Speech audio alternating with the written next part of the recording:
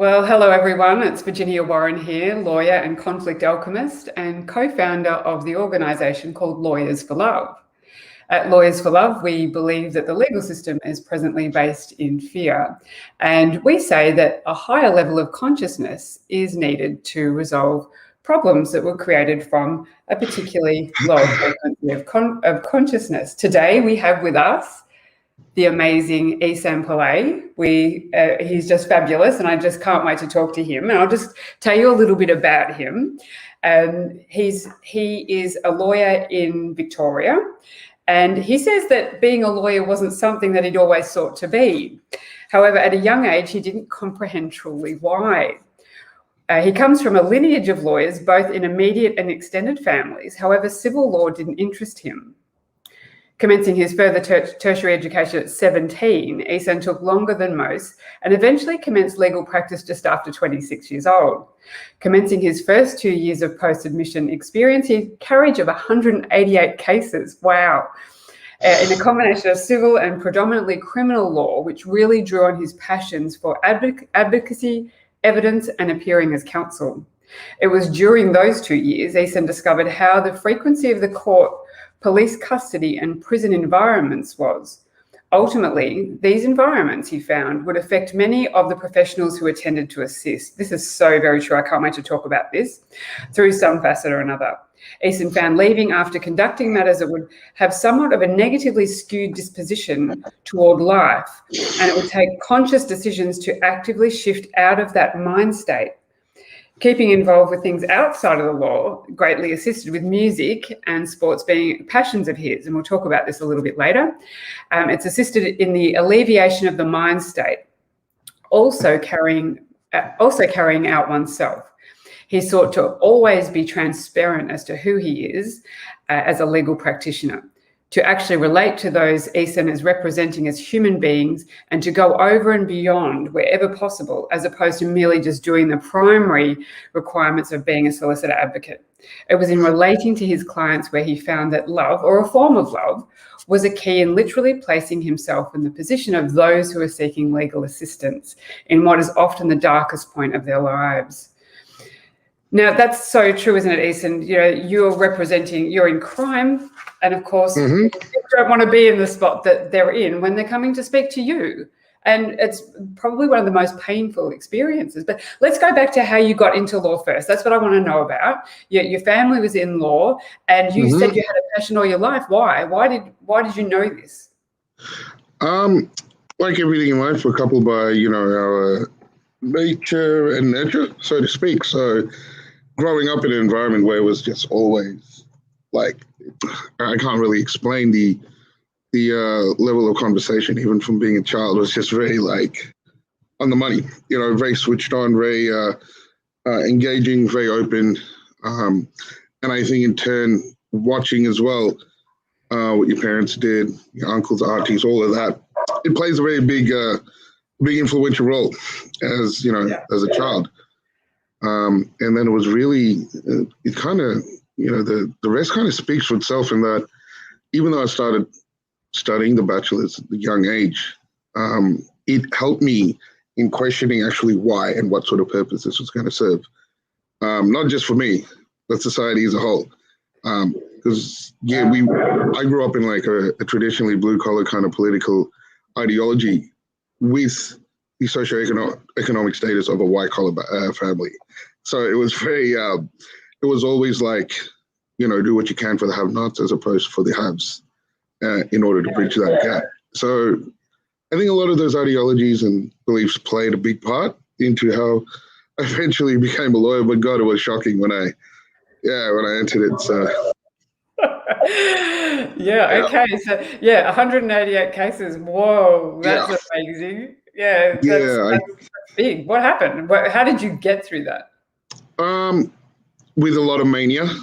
I found out that I had a predisposition to being manic with the caseload that came. But it was something that I don't encourage people to do, for very long times.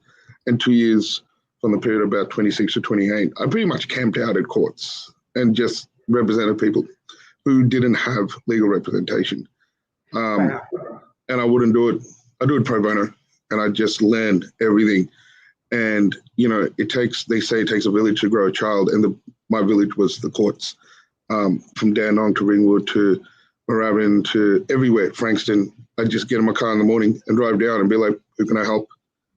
That's so beautiful. Well, then, it served me in such great stead. My craft, I became really good at it. And I was doing armed robbery committals and everything 6 months out of law school. I was just hitting it. And it was bizarre because coming from law school, they're always like into clerkships, do this, do that. And I don't know, it just panned out in the sense of just being there and assisting people wherever possible. Really got me to meet some really good senior members in our profession as well, and got me to understand and appreciate the evidence, advocacy, and just interacting with people at the start. So I kept a tab, and that's why I know that number 188, because I kind of journaled it down. So, yeah.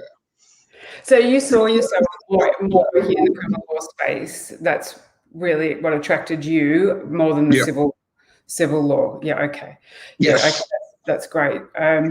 Okay. I think that's really interesting. So at some point you decided, all right, this is my jam. This is where I want to go.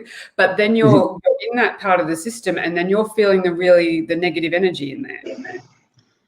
Yes. I mean, by nature, I'm pretty extroverted, and I like to say vibrant, but God knows that's biased as hell. But I like. I think you're pretty vibrant. Yeah. Too kind. So going to the courts was even standing in line was kind of like it's almost like you're walking into a concentration camp. And not that I know what that would be, but you would just be sitting there in the morning, people just miserable, like everybody. And they're not facing the best times of their life, are they? This is the thing. Yeah, that's it. Sorry.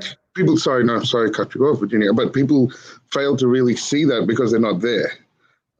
All they see are your media publications or things that are written in tangible print, so they don't really have a chance to feel it as what we do as human beings. That's it. It's really the experience of life, isn't it? It's more this experience, you can't read it in a book. You can't know what people are going through unless you are actually in there with them, having the experience. But that's the interesting thing. And I think in crime, family law, these things, these real relational areas of practice. Yes. I've had a lot of practitioners say to me, I have trouble separating myself out of that, of not being drawn into that negative energy. So this is the interesting part, and that's probably why I think a lot of lawyers are quite cold, if you like, in the space, because it's just if they get drawn in, they're going in, and that's not fun for them.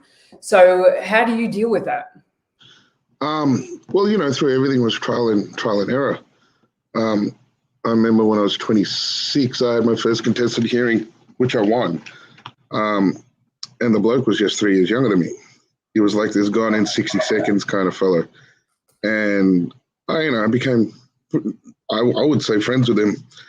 And I remember, because he had that sort of lifestyle, he was always drawing on the attention of the police.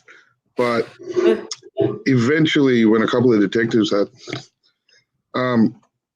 actually applied, let's say, some pressure on some of the witnesses in another matter and provided another statement, my client, he freaked out. But we all know, as I explained to him, this just makes the testimony less credible and susceptible to more inconsistencies. But because he was so young, when I went on leave, he hung himself. And I was good mates with, his fiance, like all of them. And even represented some of his friends who went down depression, or the severe depression after he had killed himself. And it was difficult. That part was difficult for me, very difficult. By nature, I'm pretty out there. I love to party, love to go out and meet people, all that sort of things. Like, wherever there's life, there's me. So when I found myself being detached after that point and feeling a sense of hopelessness, that, did you really know this bloke? Like, aren't you just a mouthpiece? Like, who are you? You're just doing a job. Like, why do you get so affected? So then I had to seek some counseling, and it helped. Okay. Helped put things in perspective. Yeah. What did they give you? What tools did they give you to get through that? One of the things was an emotional diary that I had to do, which helped with the work and all that. And I know a lot of people in the legal system would be like, Esan, seriously? Like, I've been out 10 years and be like, you write an emotional diary? I'm like, I write at the odd hours of night.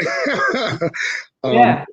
I think it's helpful to express, and that's been conveyed by mental health professionals. So, things like emotional diaries, being conscious of your space, so boundaries and all those sort of things, and allowing the people that you represent, allowing them into being able to comprehend where you're coming from. It could be as simple as like, mate, I'm really, really exhausted.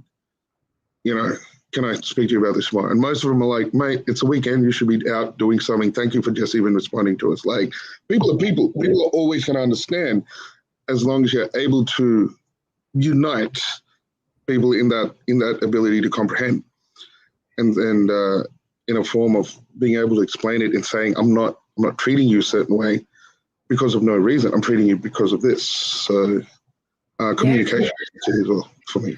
Communicating, that's it. I think a lot of lawyers are talking, and I hear especially in there, because I have a few criminal lawyer friends as well, so they see a lot of practitioners talking down to their clients. And I think I often see that for myself when I see a lawyer rejecting a person saying you are bad, is that they're rejecting a part of themselves effectively because they can't relate to that, or they don't want to relate. If I bring that into me, it's part of me. I don't want to know about it. And that's something I think lawyers haven't been trained in.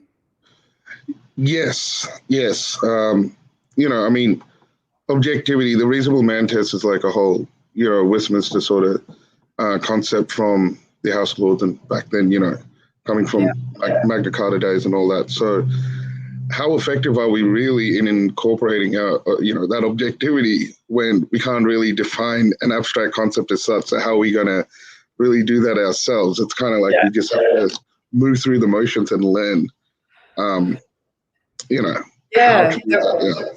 And I question a lot of areas of law and what they really mean effectively when we're talking from an energetic point of view in any event, because the way I see it is we are all energy, and unless you've been under a rock, that's just the way it is. So when you're operating out of a space when there's low frequencies, as you're saying, then I'm seeing that these institutions are carrying, they're like a separate entity of low energy. And so even when you're going in, and you're saying this as well, when you go into that space, it draws you into that energy unless you've got really the training to hold a higher vibration.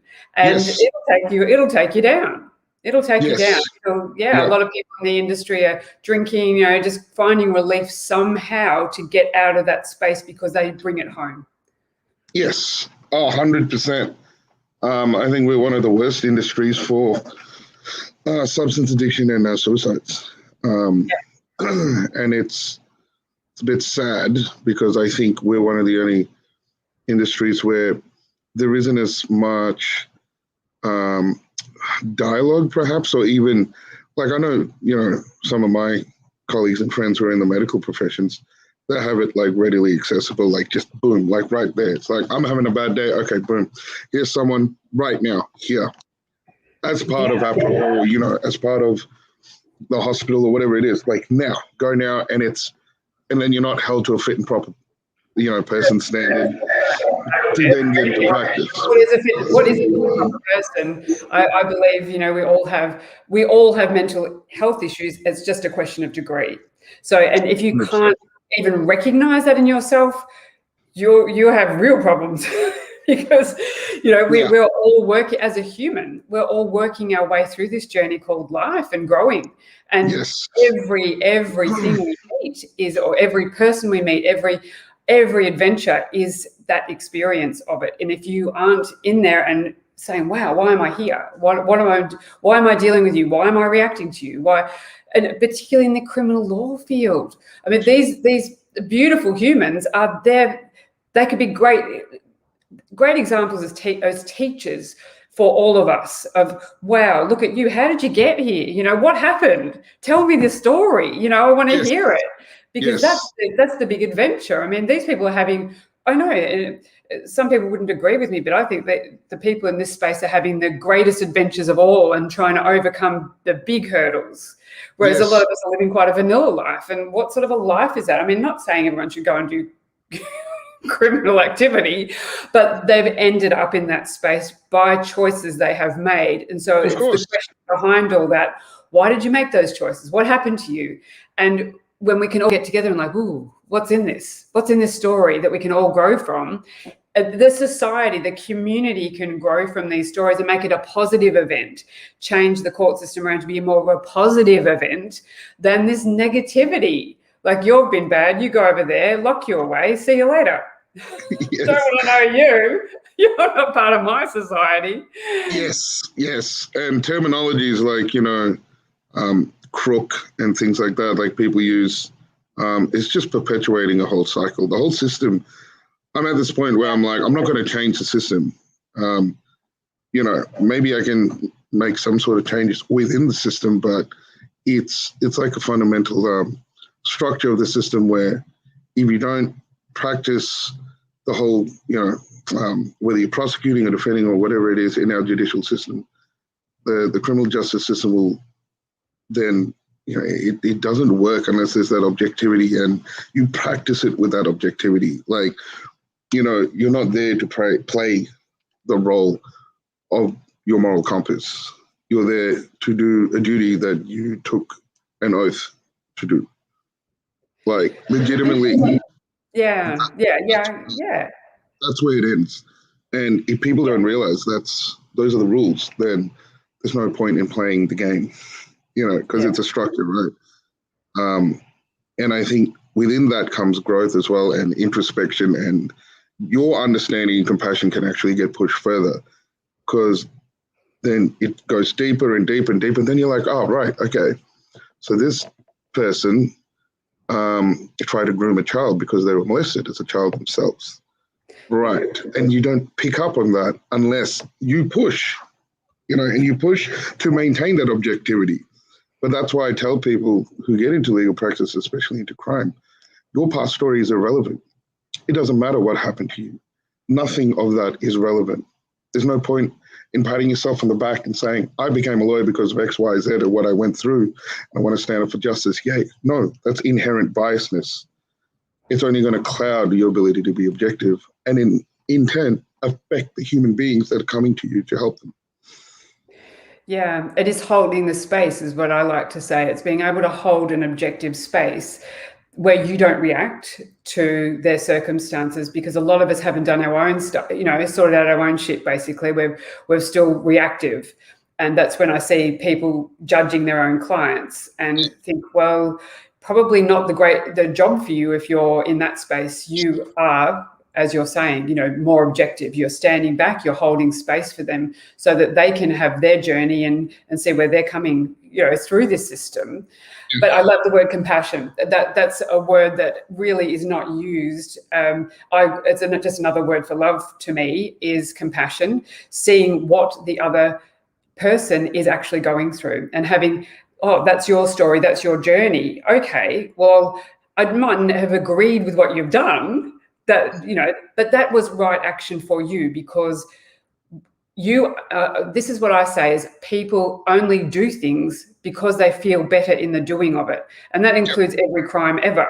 That people will murder someone because they'll feel better, because that gives them a form of relief. Like, oh, well, it's like no different to eating chocolate, taking some drugs. It just gives me a form of relief right here, right now. That's all I need. And then in comes the guilt and all the other trips that you need to remind yourself, why did I do that? Now I've got the negative energy back again, you know. And that's what I think too. The compassion is so needed for all players in the game.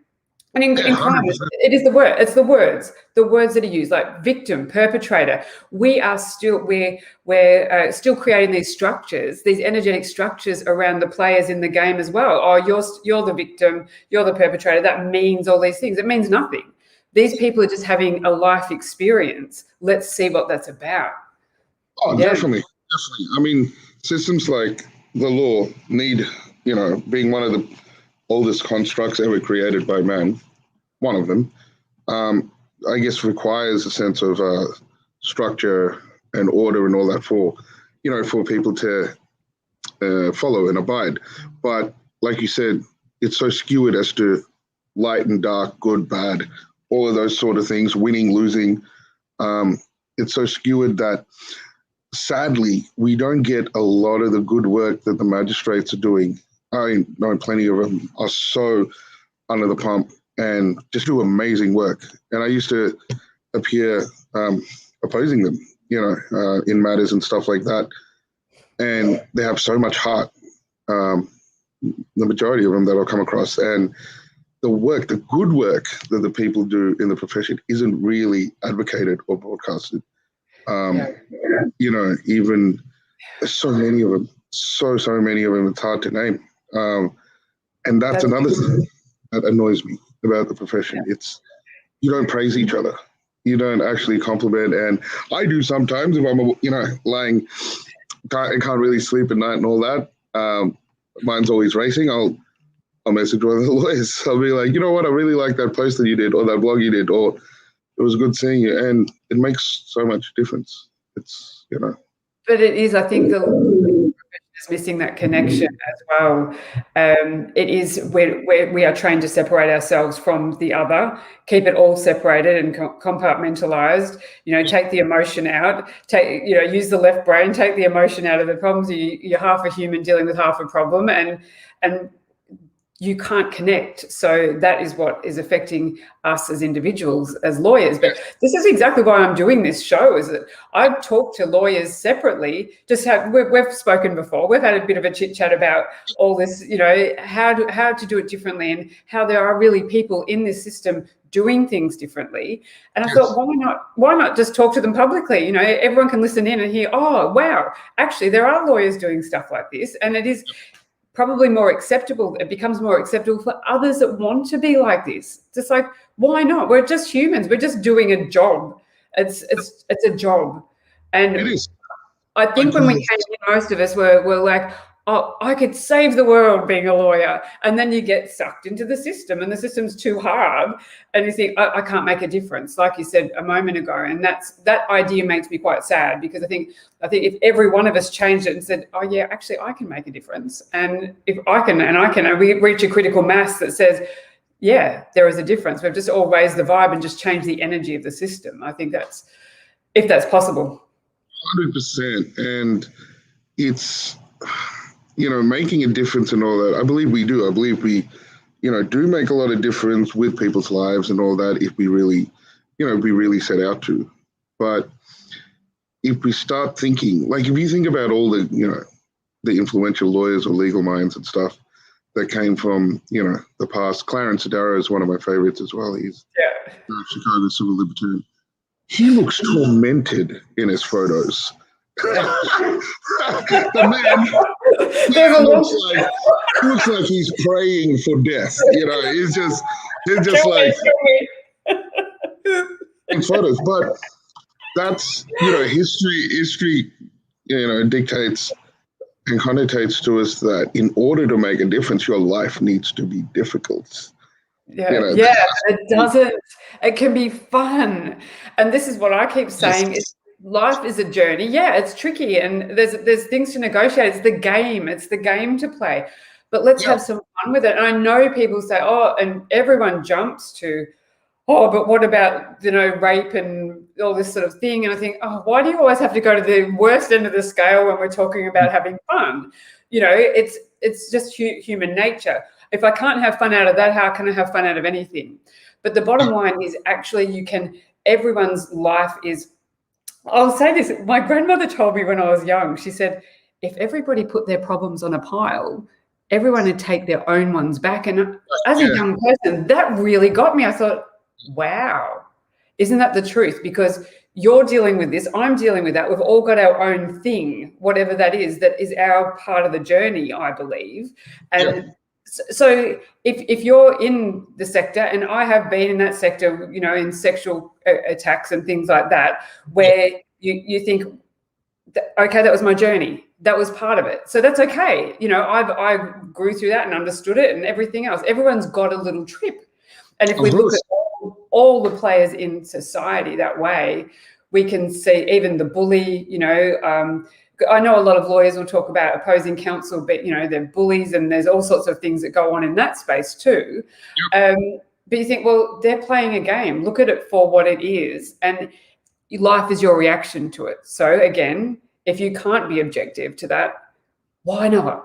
Let's see what's going on with you that makes you in a position that you can't be objective to that. That's right. Whatever you receive, or, you know, whatever you perceive, our comprehension of it will be a projection of our own understanding. And that's, you know, that's just how it is. So we have to seek to push our understanding further and further on a daily basis. Yeah. So I'm so happy that you said, you know, there's so many magistrates out there really trying to, you know, they have a heart and they're trying to make a difference. I'm seeing some globally as well. I've got a judge from Mississippi coming on the program in a couple of weeks. Yeah, and he's talking about, you know, he does with young offenders, he asks them to get a better grade point average, you know, and these sorts of things. And I just thought, oh, that is just amazing. And he's so, you know, gracious to come on and tell me about that too, because I think people need to see that, wow, there's some human in law. There's human. And, you know, you're one of the most beautiful humans in the criminal system too that I've met. As I'm meeting so many beautiful humans in this space. And I think, wow, you know, we need to know more about it and share that a lot more. But you said to me, you're writing, you know, you go and you journal perhaps and get the emotion out, because it is a thing. We must allow that emotion to flow through us, because it can be pretty heavy when you're seeing someone's life and having compassion for them and saying, wow, look at you. And it's not my job to fix you or help you really, because it is your own job. We can't be a parent to these people, but we can. Then it's hard to separate ourselves and make sure we're still energetically, I like to say, some energetic, we have to do energy hygiene on ourselves. So like brushing our teeth or having a shower. And I think things like that are energetically great for us to say, right. And you've got music. So tell me all about that as well. Tell me, you've got music on YouTube. I've seen it. It's awesome. I love it. I'm a fan. I've subscribed. Very kind, very kind. I used to be a singer-songwriter, and I think it's music in the sense of it's one of the, I think, purest forms of creativity. It's like, you know, as in most art is. So I think started playing piano and guitar when I was like 7, 8, 9 years old, played bassoon in school. I was always music orientated. Ever since family's a little musical too. My sister was a Australian Girls Choir singer, Western classical and Eastern classical trained, and both my parents were always singing at parties back in the day. I remember, like, it was I had a really good childhood, and it was weird because when I got to the crossroads, a part of me feels like, you know, because of the sort of background and the influence that you have in the environment, I went down the legal pathway as opposed to the other way. But I think it fundamentally helped me as a lawyer.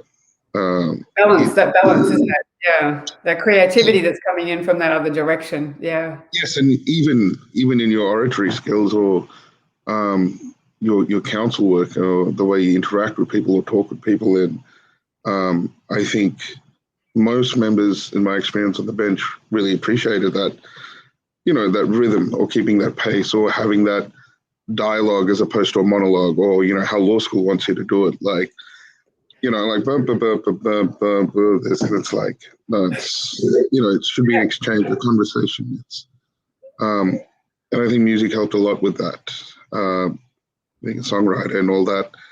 Australian Idol in 2007, that was a funny but good experience. Did you? Wow. Okay. What was that like? Tell me about it. it made me realize how commercialized music really is. I didn't really understand that too well prior to that.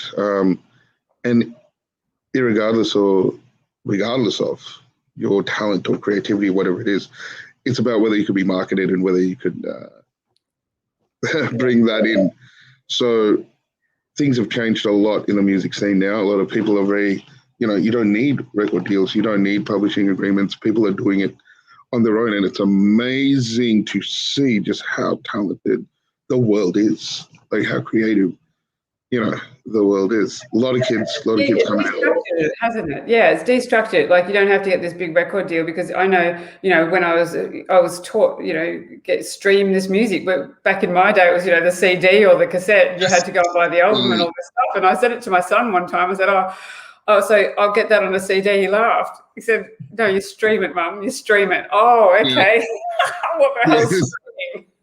It's just changed. I mean, IP changed everything, changed the whole global scale. I mean, data is really currency now, and it has its positives. And a big pro is how connected it's made the world and the creativity that comes out. Like, you could go on YouTube, Spotify. Like, there are 20-year-olds who have millions of followers. It's really nice to see, because it shows you that people do want to connect. They are open to art and creativity, and it can give some of these young people a platform where they can really reach out towards the other younger generation, members of the younger generation. Look, and when we're looking at music from that point of view too, and seeing how decentralized that is and how accessible it is to everybody, it just makes me think about the legal system in a way that it's still structured and boxed up and hasn't moved with times.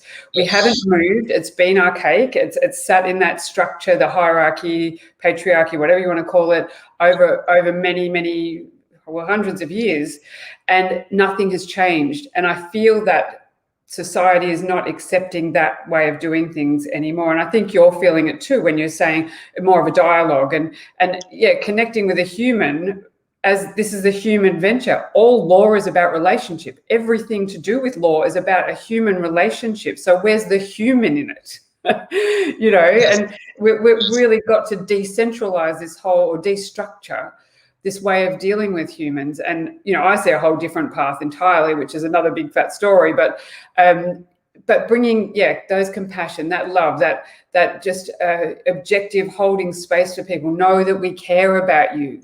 We're not going to be your parent. Stop looking for a parent, everybody. The law is a parent. Stop it. Just stop it. You don't need one anymore. Grow yourselves up.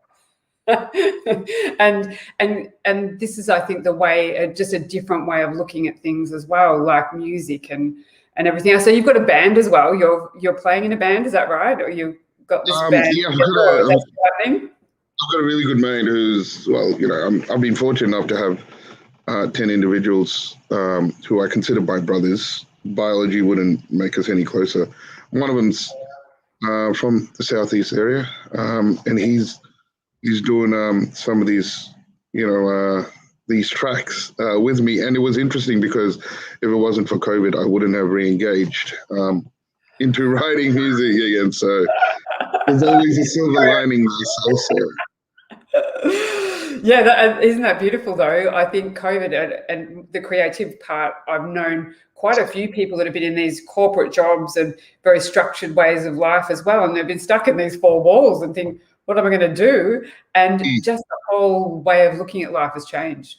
That more of that creativity has come out. I've seen more people doing art and, I mean, painting. They didn't know they could paint, and they're just creating these beautiful works of art. And you think, wow, what we can do when we stop falling into the, if you like, that being drawn into that energy where they're saying, be like this.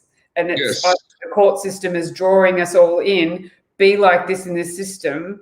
No one's really liking being like that in the system, but we just keep doing it because the energy around it says so. So when they shut us all off, and I think perhaps having to go by WebEx or Zoom or whatever and talk to in the court, it has given a different sort of energy as well.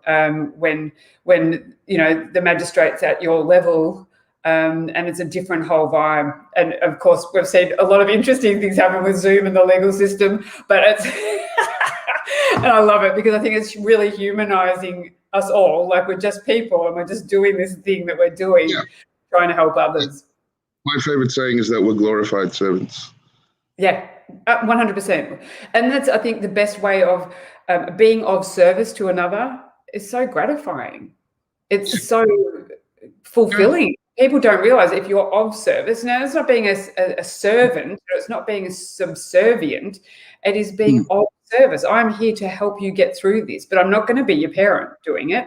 I'm going to help you grow yourself up and we'll move through together, and I'll facilitate that for you.